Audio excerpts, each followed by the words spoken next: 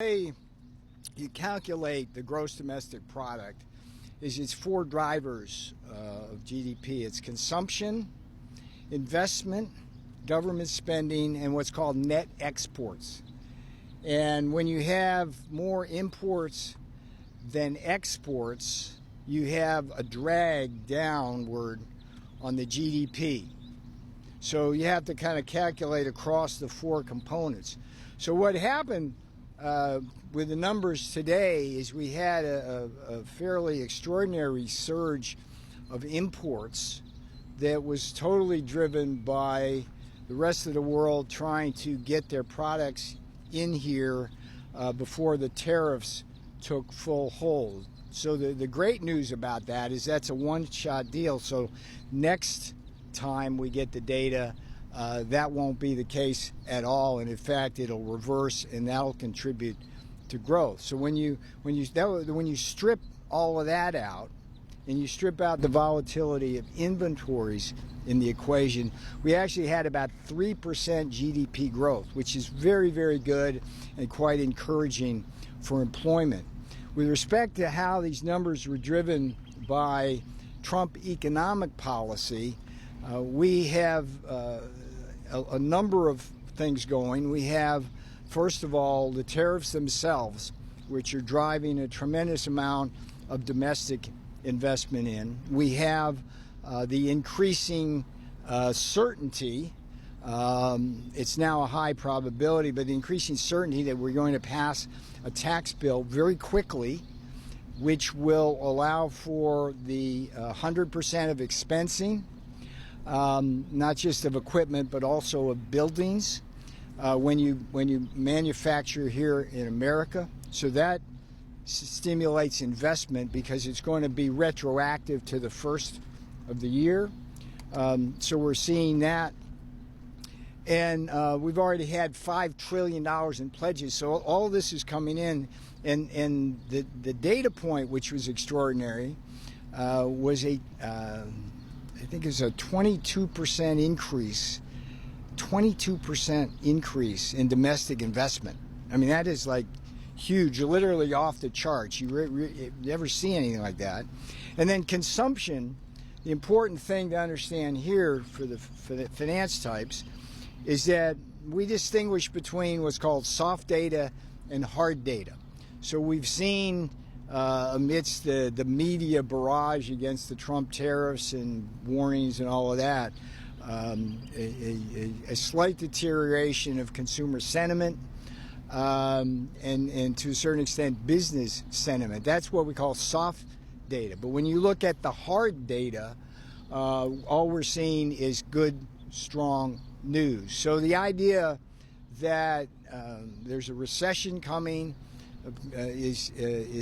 should be heavily discounted, because when we take into effect that the tax cuts coming and the underlying strength of the economy, then I think all things are good. So we felt really good about that number when you fully understand it. And then that's pretty much all I got to say about that. I'll take two questions, and then I really got to get in. Good news, as you say. Why yes, ma'am. Trump on Truth Social saying that it's Biden's stock market? And do you agree with his assessment that he has to get rid of the Biden overhang? Why not? There's two things. There's two things going on here. It's we inherited a tremendously bad set of economic policies from Joe Biden. The fruit of that poison Biden tree is a series of bills, spending bills, which have drawn our debt far over a fiscal cliff, and we're trying to bring that back with the tax bill and the reorientation of spending that may occur. So we're stuck with that. But if you look at the Biden inflation problem, it certainly hasn't been fully cured, but we're making very strong headway. For example, the bond market, the key metric there is the yield, say, on the 10-year. That's been coming down. We've cut gasoline prices down significantly. We got a price of a barrel of oil down around in the low 60s. Biden averaged around 75. You know, the difference between 75 and 60 for the American household is like $1,000 a year in spending power. And so he didn't leave us with a very good hand. Right now, we see things improving.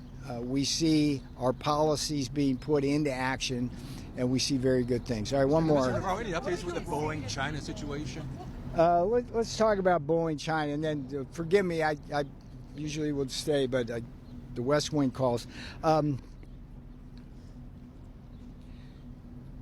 We've got to think from a policy point of view very, very deeply about the Boeing problem in China.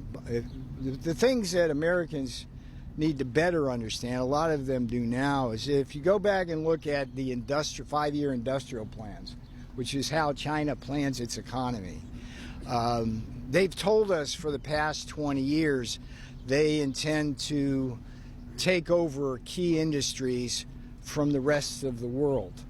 And they've told us exactly how they're going to do that, which is to say that they invite foreign companies in, and then what they do is absorb and digest their technology, which is to say steal it.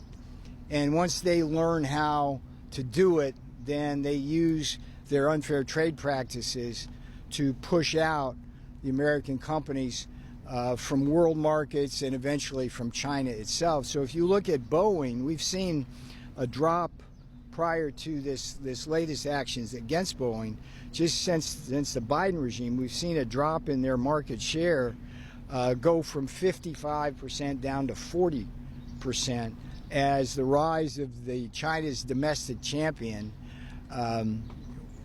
has flourished with all the unfair trade practices they give them. So the point here is that we as a country need to have Boeing's back as a country. The good news is that seemingly for every jet that China is now refusing to take, there's other countries willing to buy these things quite rapidly. All right, I'll be back later, but today I got to go.